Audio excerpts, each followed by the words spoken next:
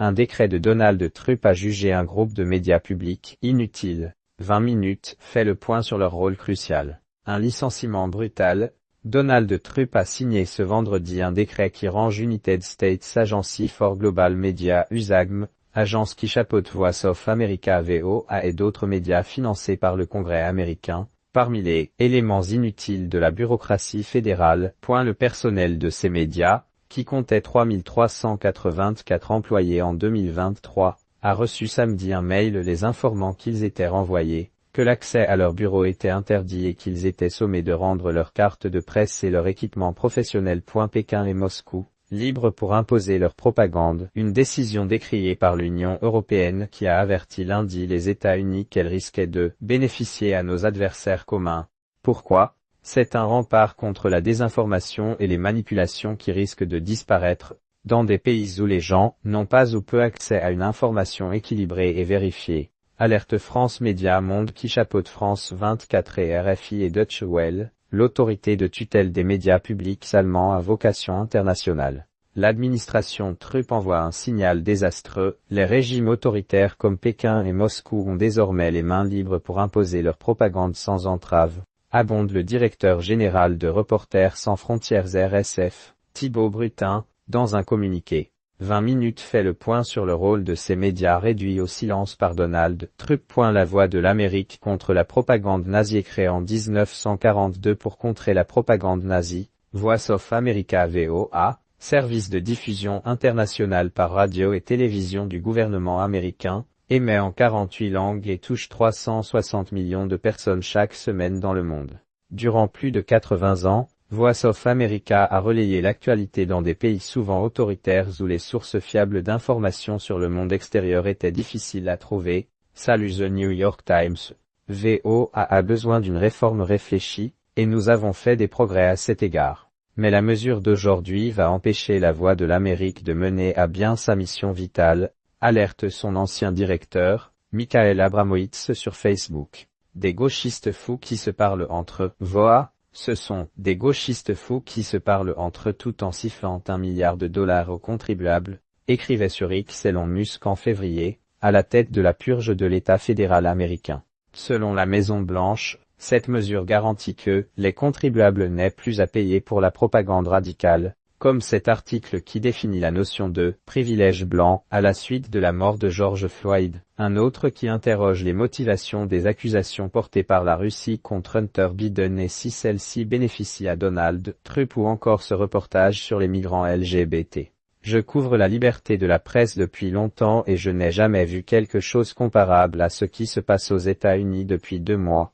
Alerte Liam Scott sur X, un autre journaliste licencié. Radio Free Europe. Un phare de la démocratie, créé en 1950, Radio Free Europe Radio Liberty RFERL, entité privée financée par le Congrès américain, racontait ce qu'il se passait réellement dans le bloc soviétique pendant la guerre froide, résume la chef de la diplomatie européenne Kaja Kallas. Un phare de la démocratie, qui a contribué à la chute des régimes totalitaires en Europe centrale et de l'Est. Installé à Prague depuis 1995. RFERL émet en 27 langues vers 23 pays Europe de l'Est, l'Asie centrale et Russie, avec un réseau d'environ 1700 journalistes et une audience de près de 50 millions de personnes chaque semaine. Les ayatollahs iraniens, les dirigeants communistes chinois et les autocrates de Moscou et de Minsk ne pourraient que se réjouir de la disparition de RFERL après 75 ans d'existence, a regretté son dirigeant, Stephen Kapus, dans un communiqué. Le sort de cette radio a été évoqué lundi pendant le Conseil des ministres des Affaires étrangères des 27. C'est dans notre intérêt de ne pas voir fleurir des régimes totalitaires autour de nous, a défendu le ministre des Affaires étrangères tchèque Jan Lipavsky lors d'un débat télévisé. Son homologue polonais, Radosław Sikorski, a estimé lundi que l'UE pourrait financer cette radio en augmentant le budget du Fonds européen pour la démocratie, une ONG fondée pour promouvoir la démocratie dans les pays voisins de l'Union. Radio Free Asia et l'oppression du peuple ouïghour initialement fondée par la CIA en 1950, Radio Free Asia RFA, l'équivalent asiatique de RFERL, a ressuscité dans les années 1990 après les manifestations de la place Tiananmen à Pékin en 1989 ont ravivé l'intérêt politique pour les États-Unis d'émettre en Asie. A pour mission de fournir des reportages non censurés dans des pays où les médias ne sont pas libres, notamment la Chine, la Birmanie, la Corée du Nord et le Vietnam. En 2017, RFA a surtout révélé au monde l'oppression du peuple ouïghour par le pouvoir chinois et l'existence des camps de rééducation dans la région du Xinjiang. Le démantèlement des médias publics opérant à l'étranger, qualifiés d'ennemis du peuple par Donald Trump, pourrait se heurter à des obstacles, car c'est le Congrès qui détient le pouvoir final, et certains organismes, comme RFA, ont bénéficié d'un soutien des démocrates comme des républicains par le passé. Tout le monde est anxieux, témoigne un employé de Radio Free Asia. Nous avons des reporters qui travaillent sous surveillance dans des pays autoritaires en Asie. Nous avons des employés aux États-Unis qui craignent d'être expulsés si leur visa de travail n'est plus valide, a-t-il expliqué.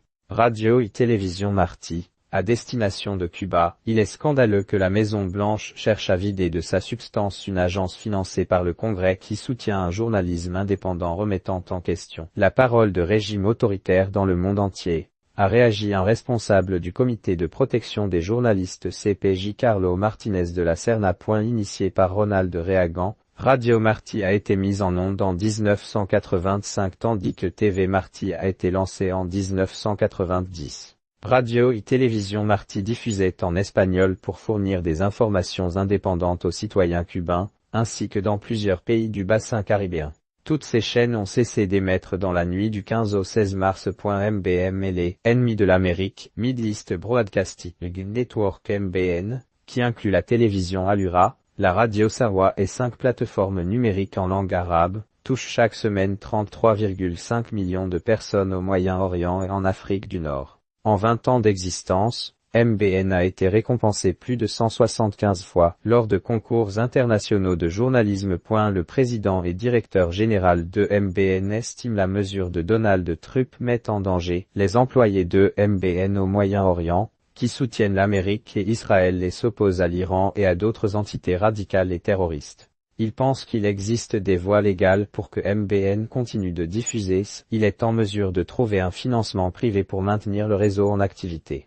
On laisse le terrain à l'adversaire. On laisse le but libre et ouvert, a confié Jeffrey Jeudemain à Joish Incidé. Même son de cloche pour le président de RFERL, Stephen Capus qui qualifie le décret de Donald Trump de « cadeau massif aux ennemis de l'Amérique »,